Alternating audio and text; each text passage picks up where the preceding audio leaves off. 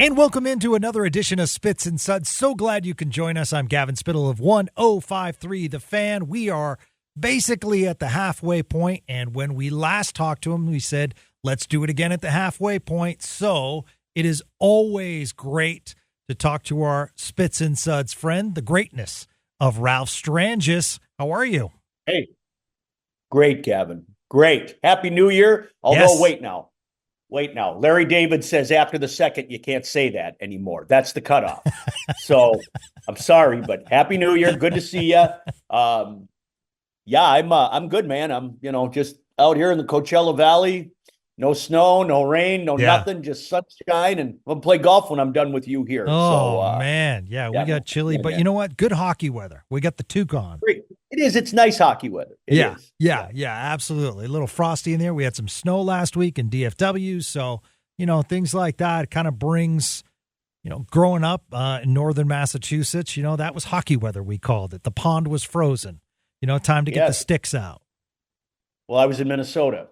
So, you can relate. I can very much relate. Standing out, the thing that I still remember when I think about it is standing out at 6 a.m. for the bus in the winter. Yes. To go to high school. Yes. Oh. Yeah, absolutely. I had to get up at 5:30. Now, I don't like getting up at 5:30 ever, but when you're like 15, 16, 17, there is nothing. We just, why are we doing it this way? Well, because we've always done it this way. Well, right. Really? Yeah. Well, wait, I don't know if this is helping anybody. Get us all out of bed at 5:30, drag us all to school where we don't learn much. I don't know. Well, anyway. The other thing that I remember as a kid was the modern day rink had not come to fruition yet. So when we'd go to like local hockey games or go for skates, it would be almost colder than outside. Yeah. Those pole barns, those aluminum sheds or whatever the heck. Yes.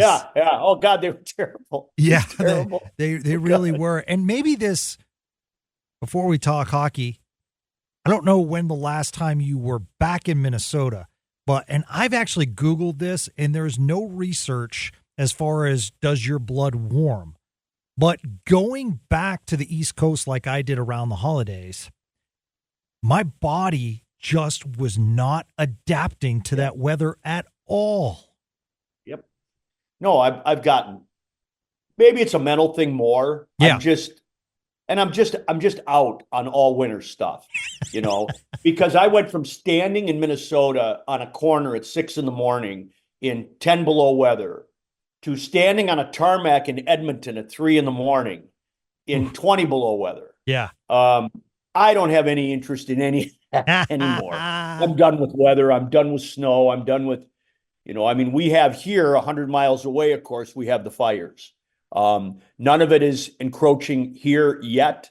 So, and it's hard to get that here where we are, but, there's been isolated fires here over the few years that I've been here, but, anyway, I can't go back into the cold, but no, I just can't. Absolutely. Okay. So what a road trip.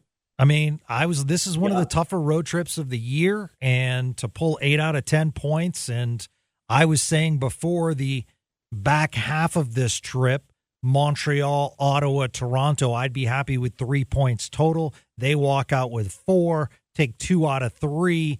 All three teams are very physical. Stars are currently pretty banged up, but playing some really good hockey at the halfway point, Ralph. Yeah, they are. That 5 games too the metrics are quite encouraging, aren't they? Yeah. 10 goals allowed in 5 games, 45% on the power play, 45% on the power play, 45%, 10 different Stars scored goals, 15 picked up points. It's it's extremely encouraging this time of year. I'm wondering, a little bit of maybe they got the benefit of people aren't really thinking this is a team that's going to come in that we have to worry that much about. They're banged up. They've had kind of an uneven season. The defending champs roll in and you kind of, your ears prick up a little bit. Yep. But so not to take anything away from what they're doing, but I wonder sometimes if right now they're a little bit under the radar, which isn't a bad thing for a team that was coming into the season considered to be, and even now a little bit considered to be in the running for the cup. But they kind of look like sometimes when you get those big holes in a lineup, you sort it really forces everybody else to do a little bit more, but they also kind of simple it up a little bit too. And they're a lot more concerned about, coaches will, hit, check, do the basic stuff. Yeah. And the game will come. And that's kind of what I think has been happening here with the Stars, because they're missing a lot. This team today, compared to the team that was in the playoffs last year, ain't the same team. No. No, it's not. And in terms of personnel, like, what's missing now is a lot, right? Like, look at Sagan's out. Yep. Right? Tyler's having a great year. He had 9 goals, 20 points, 3 on the power play in 20 games. Yeah. That's a 35 goal, 60 point or 80 point season. Marchment,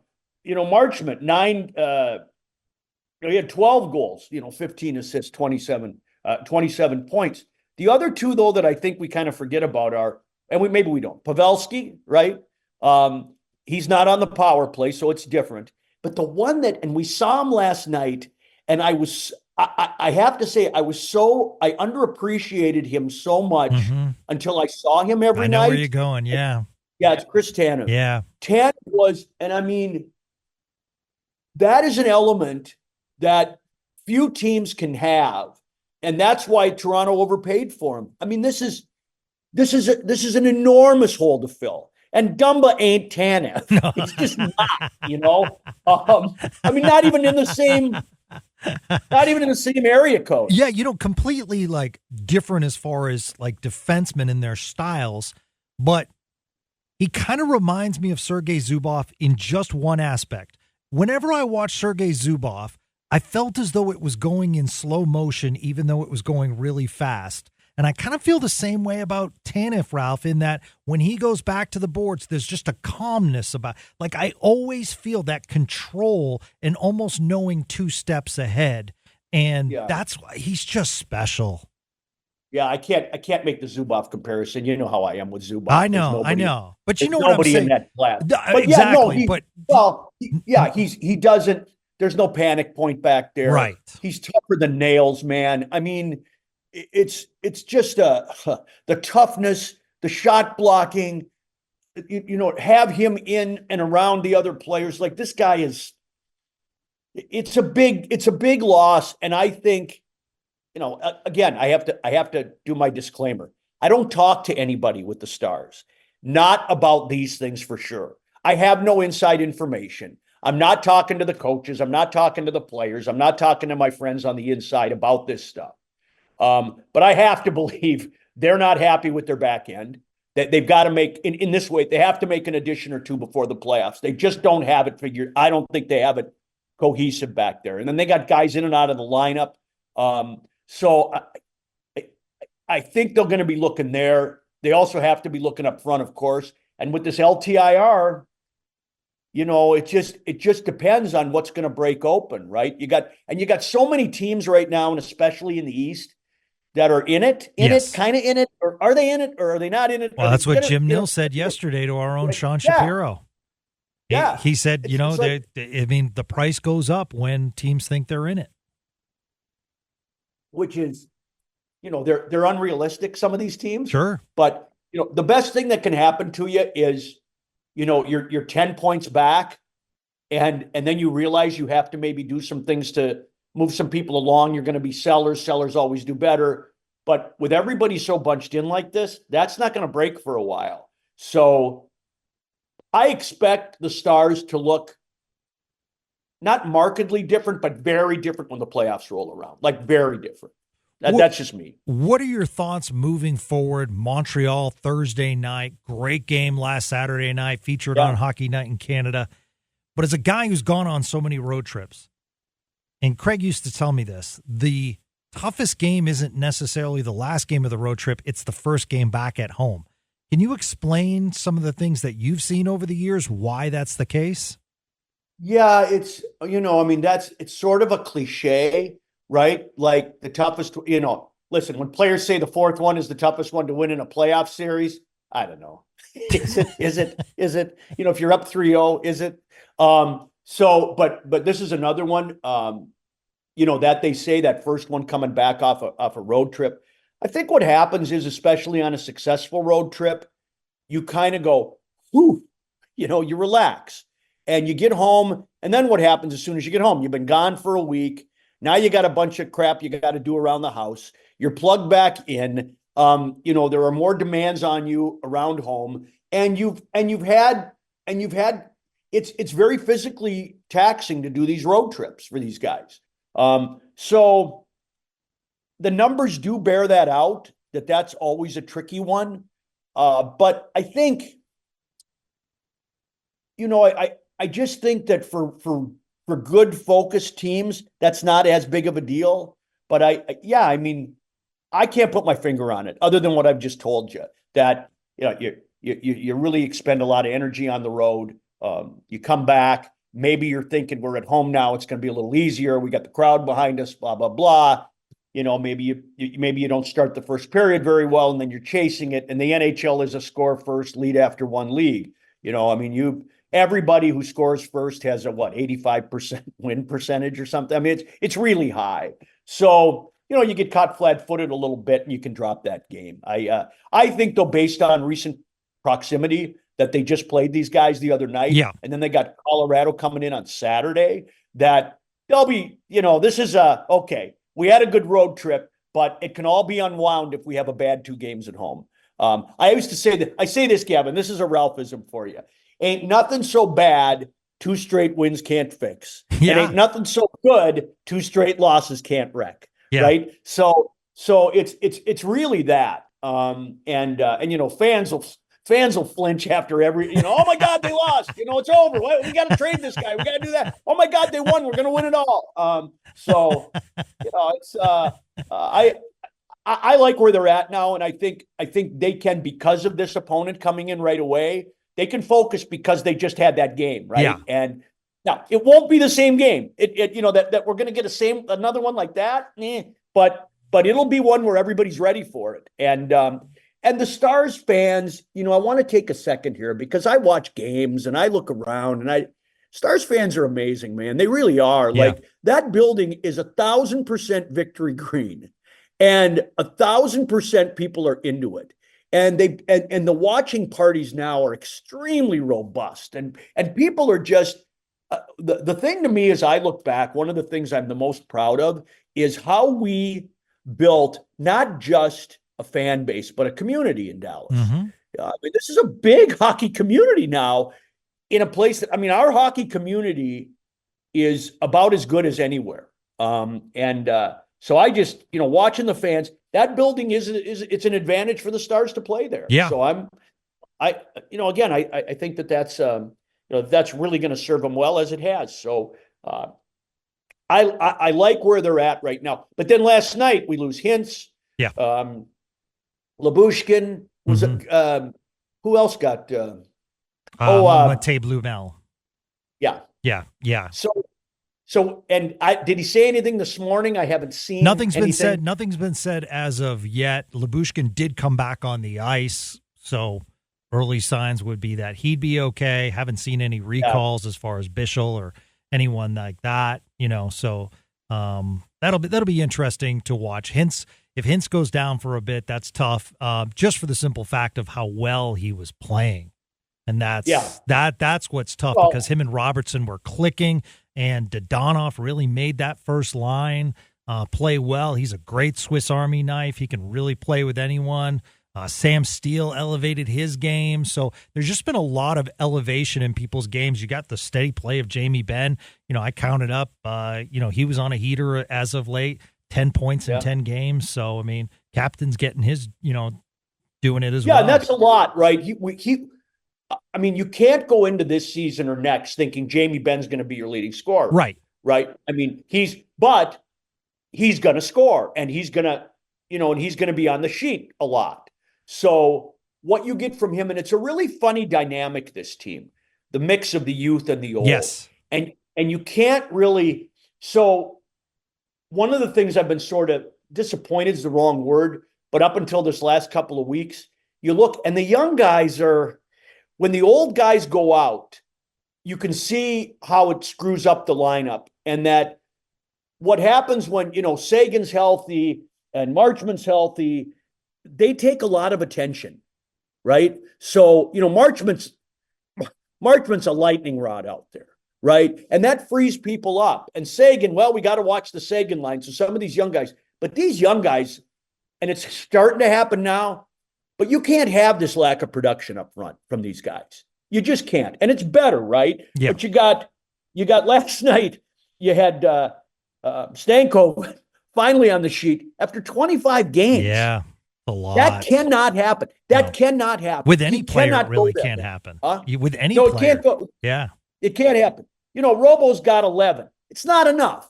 He's not a 20-goal guy. He's got to be a 30-goal guy. Wyatt's got 10. It's not enough. He's got to be a 30-goal guy, not a 20-goal guy. Bork, it's early in the game for Bork, so you take what you get out of him. Hintz is about the only one that's on the number, right, in terms of the young guys. So, and I know it's tough because you don't have that cover for him with some of those older guys, and you can't slip him on a line with Tyler. But when Matt Duchene is leading the team in scoring with these young studs, I'd be concerned about that. Yeah. Right? Like they got to be carrying more of the load. And I've watched Robo the last couple of years in the playoffs. It's concerning. Mm-hmm. It's very concerning that he doesn't do this. Wyatt, I think, is going to be fine. He's a young guy going through the ups and downs, but he's a real natural goal scorer. And you just get him in the right spots, it will come around for him. But I got to tell you, I really worry about that young group and the lack of production. You can't just go a week and say, wow, they're back, right? But, you just, like I say, you can't, a 20-goal pace for Stankoven and Wyatt and Robo, or, less for Stankoven. He's on a 10-goal pace. Yeah. What I did like about Stankoven, what I liked about him, it was very Brendan Gallagher-like. I mean, I don't necessarily want Logan Stankoven shooting from any kind of – I want Logan Stankoven in the dirty area because I think that's where he's most effective. And he was very active last night in that area, gave a lot of issues to Toronto. And, even on that first goal, it was the same shift, but he went behind the net, caught up to Ekman Larson, picked the puck, and, caused them to recycle within the zone, which resulted in the goal so that he scored. So they're little things, the nuances of the game. Another little thing that we pointed out on the post game, that Matt Duchene through the legs is absolutely highlight reel amazing. Oh, dear God. Yeah. People also have to look at how the play formed, the give and go, and the smartness of Wyatt Johnston just to carry the puck just a couple strides back towards the blue line, which opened up that Toronto defense because they kind of came with him, and that enabled him to, open the space for Duchene to get the pass in there so that he had the movement to make that play. Yeah, but he also had a cooperative opponent last night. He really did, yeah. They were horrible. Their D-zone coverage was friggin' horrible. Yeah. I mean, they didn't like the Stars, was it that first one or the second one? There's nobody. I think it was the first one, right? And the puck got on goal. There's two defensemen off to the side. Nobody takes anybody.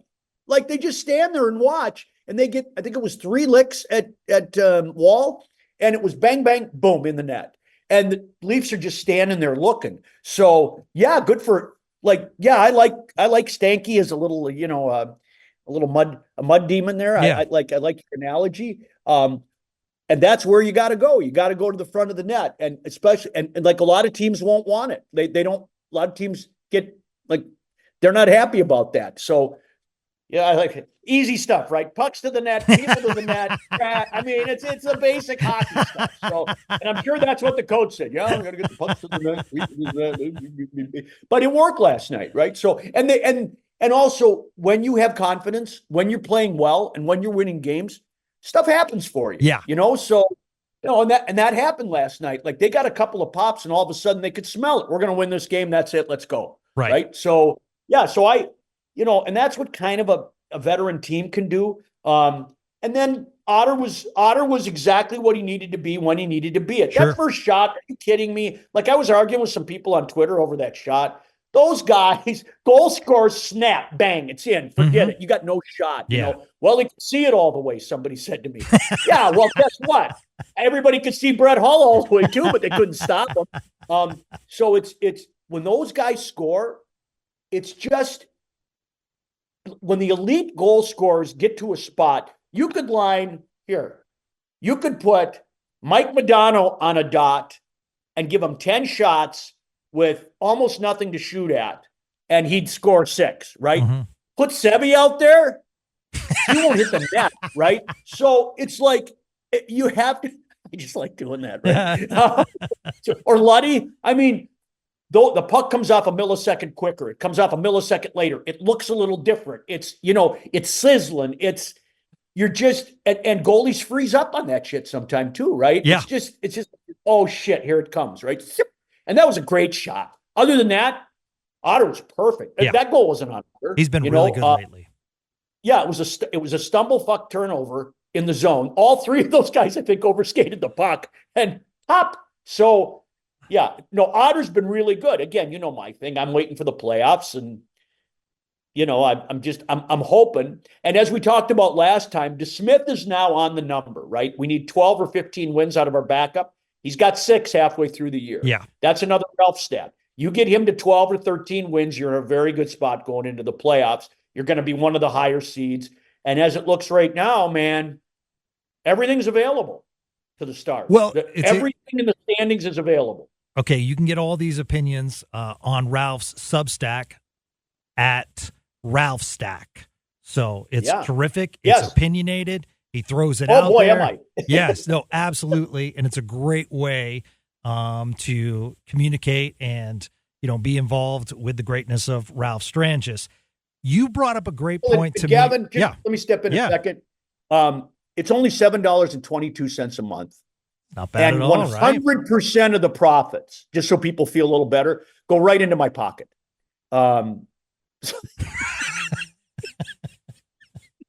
So there's no charity element here. It's just it's golf. It's my golf money fund. It's my I'm having a great time with it. Like, it's fun to write about different things, and some are better than others, and some are accepted better than others. But it's really fun to see that. And I wrote a very meaningful piece to me the other day about the last game that I called, and it was for the Chicago Blackhawks in Dallas against the Stars on TV a little over 3 years ago, with Kaylee Chelios in the booth with me. And go to Substack and take a look at that piece, because it was important for me to do it that way. And it was just the most fun I've really ever had on the air. Nice. Kaylee's awesome, and we had a really fun game. So yeah, write about all kinds of stuff. Thanks for the plug. So you and I were going back and forth via text, and you pointed out it's wins, not points. So why don't you explain that to our listeners? Well, yeah, I mean, everybody talks about points, and we got a point, and that's an important thing, and we want the second point and all that. But if you cover up in the standings everything but games played and wins, the losses, the overtime losses, the shootout losses, whatever the hell they're tracking now, when you look at it, and I sent you that this morning. Yeah. And what did you notice? Yeah. It's exactly. It really does match up. 27. Right. Yeah. It just matches up. And here's the thing, what I always heard was the league wanted to keep everybody in the race, and therefore picking up these points kind of creates this artificial race. But that's stupid. If you're 5 points out, wouldn't 2.5 be a better number for you? Games back? Like, isn't that a smaller number? Doesn't that seem more encouraging than 5 points back? You're 2.5 games out. Yeah. And so just look at it. But this is cultural conditioning. Our whole lives, all of these coaches have been told since they were little, points. The last guy says it, the next guy says it. The next guy after that's going to say it. But when you look at the standings, it's wins and losses. And why we want to complicate that is just because the GMs run this league They're old school guys with not a lot of imagination, and they cannot get off the fact that points are the thing. When in fact, I want everybody today to open the standings and just look at, it might be a winner, like it might go 29 wins, 27 wins, 28 wins, but it's the same thing. And for me, I would rather reward the teams who win the game with higher points in the standings than handing out points for losses. It just doesn't make any friggin' sense, especially given there's no appreciable difference when you look at it in the standings between how the wins go and how the points go. And it's stupid. It's another one of those things we do that's stupid. But we've done it for 50 years, so I guess that's the right way to do it. Right. I don't know. Right. All right, let's get into some fun NHL stuff, because one of the reasons that I love having Ralph on is because he's opinionated, but he also brings up some great points. So one of the things that I've noticed, and they actually talked about this on Hockey Night in Canada, I consider myself a sports historian. So, like, I love watching old Bob Gibson, let's say. And, Bob Gibson was this huge force on the mound. And one of the things is he would pitch inside, which would open up the rest of the plate. And you just didn't want to mess with Bob Gibson. So I have always thought the same in a related sense to hockey. I feel as though a big check does several things. It ramps up the crowd. It separates the player from the puck. There are a lot of, it creates space. It tells the other team, we're going to be, there are just so many signals. But what we're seeing is similar to an inside pitch where the batter now says, should I charge the mound? When it didn't even hit him. Yeah. We're seeing a trend where a big hit results in another player coming in and trying to defend the teammate over something that was completely legal. Right. What are your thoughts? And is this a trend that, can be corrected, or should it even be corrected? Well, I don't think this is so new, right? I mean, I remember doing games at Met Center way back when, because I know you had talked to me about this. And puck is saved, guy goes up and kind of taps the pad. The forward goes up and taps the pad of the goalie, and 5 guys jump him in front of him. That's right. Right.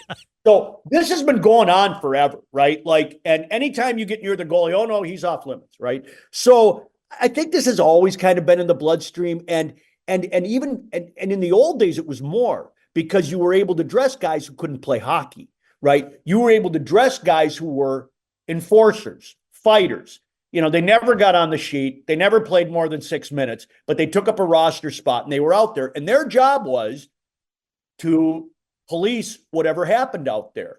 And so if they were on the ice when even a little hit happened on a Mike Modano kind of player, they'd go over and beat the shit out of the guy. Mm-hmm. So, I don't know that this is anything new, but the league is kind of at this kind of weird crossroads right now with hits, legal, illegal, dirty, not dirty. What do we want to do about all this stuff? My feeling. Skill players have to stay on the ice because it's best for business. We're going to have a bad league if all the skill players are down because Matt Rempe is able to get a spot on somebody's roster. We're in a bad league. But so there's always that balancing act between, is it legal? Is it not legal? And how should we respond? And I think that's sort of in hockey DNA, that if you take a liberty with my guy, I'm going to come get you. And it's hard for linesmen. The guys are so big today, and so strong in that. And it's hard to grab everybody and break everything up real quickly, unless the league wants to institute no bullshit after the whistle rule, or, like that. I don't know. What do you think? Because I don't know how I just feel bad. Like there, for instance, I thought Calgary, LA Saturday night was a terrific late night tilt. Very physical. Defenseman from LA with a big hit. Lomberg comes in. And so the LA player naturally drops his gloves because he doesn't want to get behind. And he proactively wants to go with Lomberg because Lomberg's a fighter. And so therefore no instigator because he dropped the gloves first. That's the thing, right? They never call the instigator. Right. If they got more liberal with the instigator, this could all go away. Yeah. But what happens is, right, when was the last time you saw an instigator penalty? Unless it's blatant. Yeah. Yeah. Because why? Because GMs were third and fourth line players. They weren't skill players. It's interesting. They stayed in the league because they could do this shit. Okay. So now what happens all these years later? You think they're going to do things to curtail that? Not a chance. Yeah. They were able to make it in the league. And this isn't a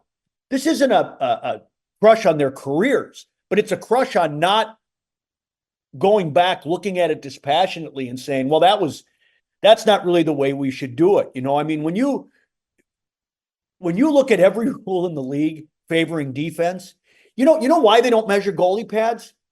Because GMs want low scoring games. They want games where you can defend. And they're the ones who make these rules. And it's because they can't do any of this shit. They can't. You think they could knock a puck out of the air with a high stick? Not in a million years. These third and fourth liners, so it can't be a hockey play. Well, you can use a hand pass in your own zone to defend, but not to score. What sense does that make? Yeah. It's just nuts. So yeah, I think the league could shut a lot of stuff down, but they just don't have the will to do it. And that instigator rule, Gavin, I think if they did that, I think if they just enforced that, it would curtail a lot of that extra shit. That's what I think. Let's go back to 1999, April, in fact. And the reason we're going back there is because Sean and RJ of our morning show on 105.3 The Fan had Jeremy Roenick on today to promote his upcoming tournament he'll be playing in. Just a terrific golfer. And, of course, so they asked about the Mike Modano situation followed by the Derian Hatcher. And I was saying, wow, timing's amazing. Ralph's coming on today. I want to get his thoughts because from Roenick's standpoint, I just thought he was excited as far as he knew it was part of the game. So he knew what was going to happen. And that's his side of the story. And he said they were doing their job. Hatcher's the captain. He was doing his job. He actually, in other interviews that I watched about Roenick, helping these guys prepare this morning, one of the aspects is that he talked about his not personal. Now they're fine, but he didn't. It always agitated him that Modano was picked first. He was picked eighth, and everyone called Modano the best American player. And Roenick had that chip on his shoulder. Not overly bad, but over the years you could see that Roenick enjoyed playing the Stars and getting physical. So I wanted to take us back because the talk was in the headlines in the newspaper, retribution and everything like that. When you watch it on YouTube, you're like, my goodness, nowadays that might be 50 games. Yeah, well, again, but we're talking about different eras. Absolutely. Right? So what happened back then is not aligned with what's happening now. And JR has an old head, okay? I like JR as a player. JR's a buddy. I mean, that hit, and in a lot of ways, and I like him. I really like him. Yeah. I've had dinner with him. I've worked with him. I spent a lot of time with him in Korea during the Olympics in 2018. But the play on Modano was horseshit. It was vicious. It was illegal. It was it's the stuff that they would call today. And Mike, I'd go down after a game, and Mike never got the credit for being as tough as he was because he got whacked, hacked. I'd go down after the game. He'd be standing there in his underwear and shirts off, jerseys, all that stuff. And there's welts down his body, bruises. Guys were whacking him, hacking him, all of that stuff. It should have never gotten to a point because the old NHL was, if you're not going to call it, we're going to take care of it. And some of that drips over now, but it was really an intent to injure play on Modano that the league didn't deal with. And then so Hatcher said, well, if they're not going to do it, I'm going to intend to injure Jeremy Roenick. And boy, did he. Yeah. I mean, that was as much retribution as I've ever seen in my life on somebody, but he got what he he got what he deserved on that one.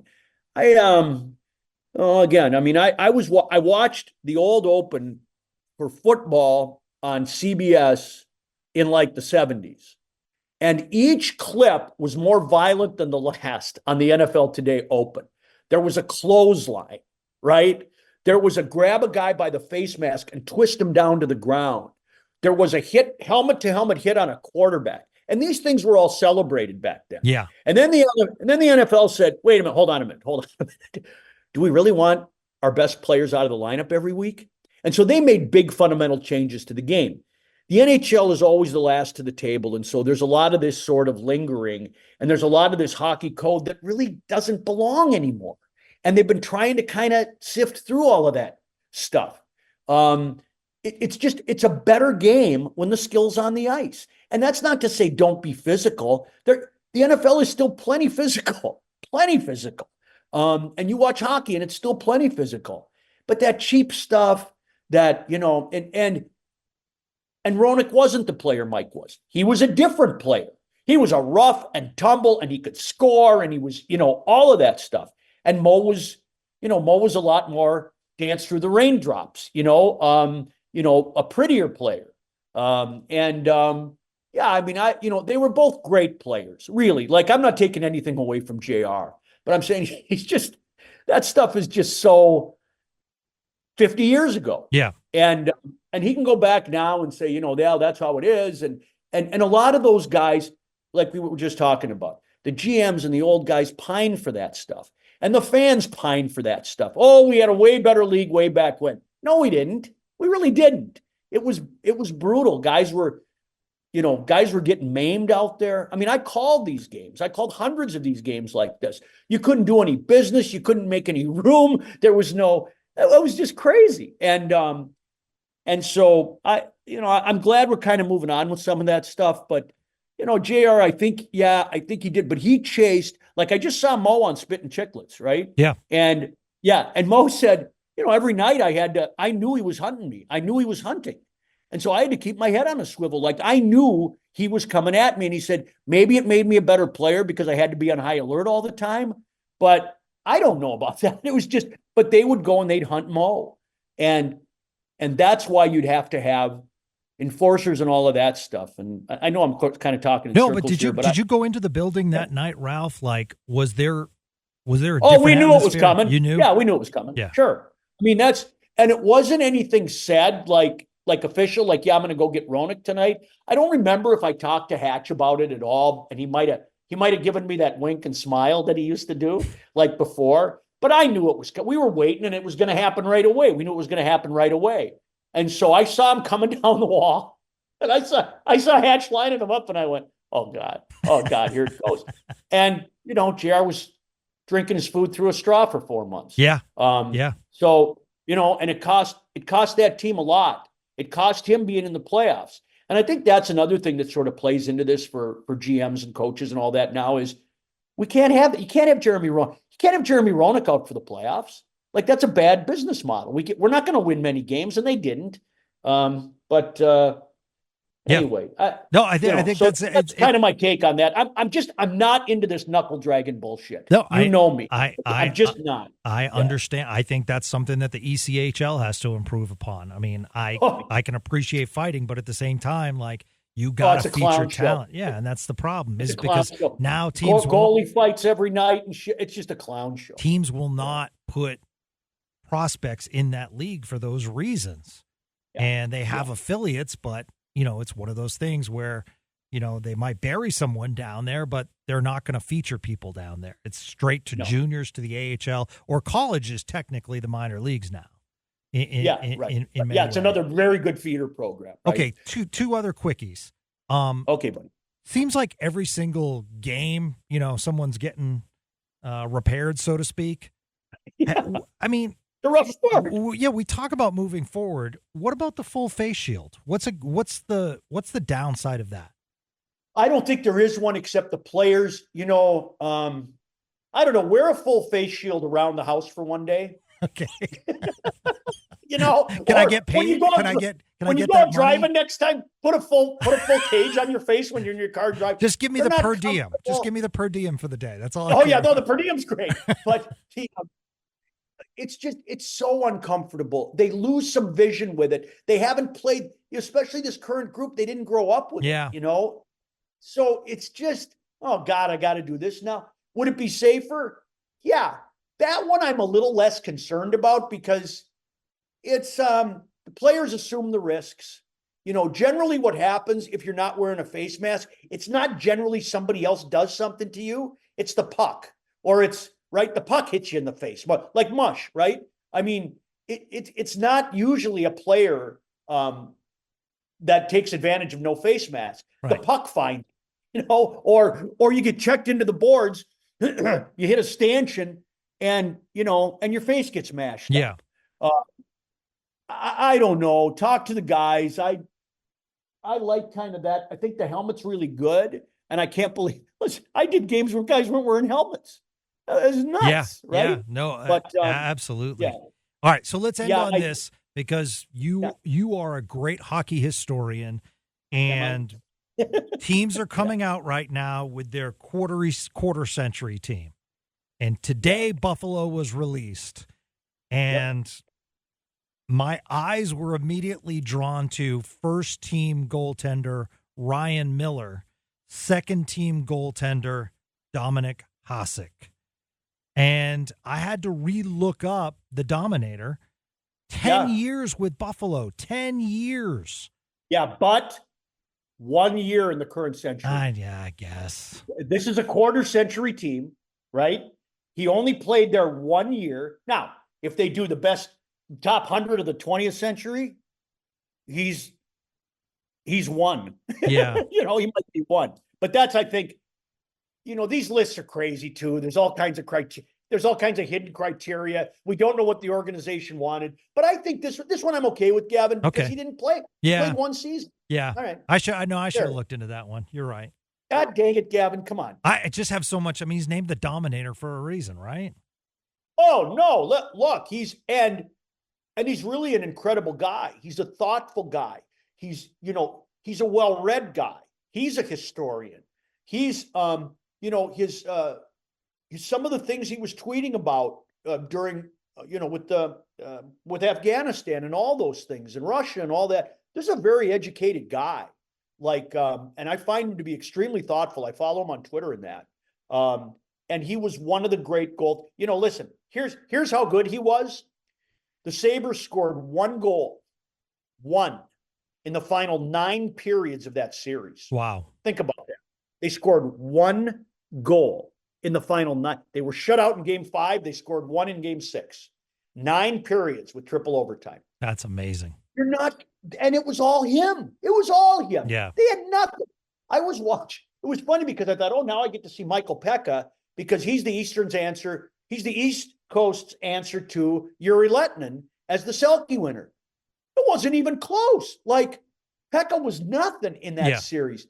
The only guy I noticed really was Stu Barnes, but they had no big high-end attack. They had no high-end skill. They had nothing like that. Lindy was trying to friggin' drag that team through the final, and Hasek if Hasek wins that cup, that would have been the most amazing thing I'd ever seen. Yeah. Because they had nothing.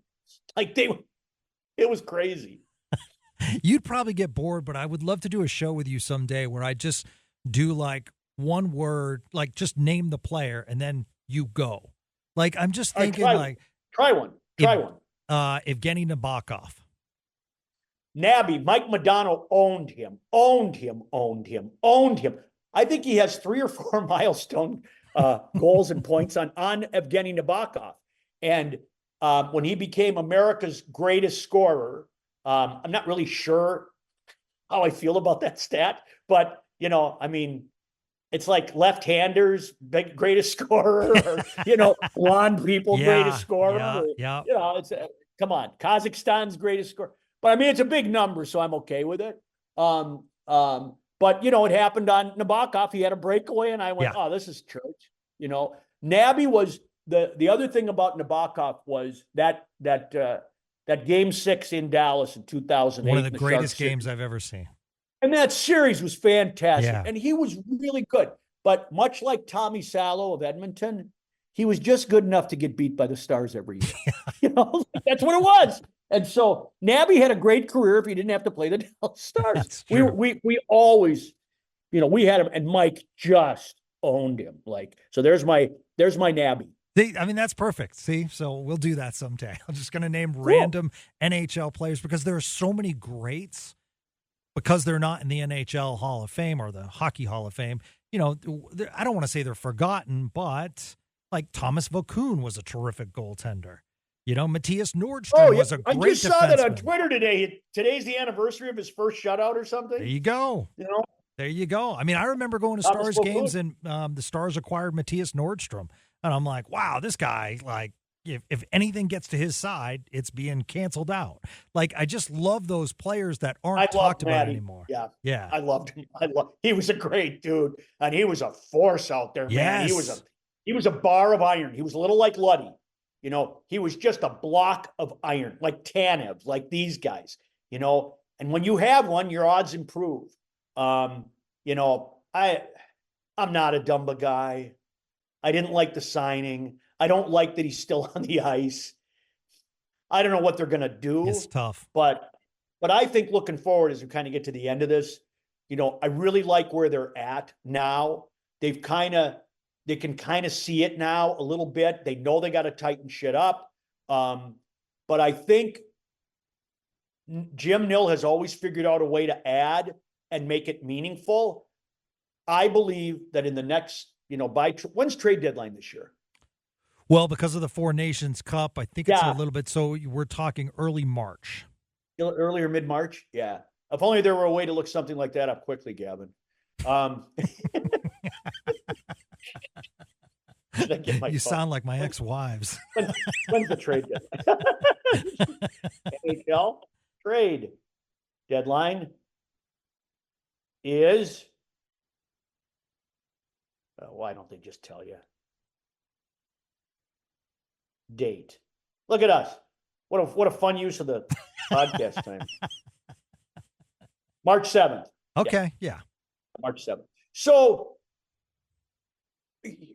especially with this LTIR with Tyler, dude, they could be extremely active here. Mm-hmm. And they could land a couple of really good ads at the deadline, maybe more.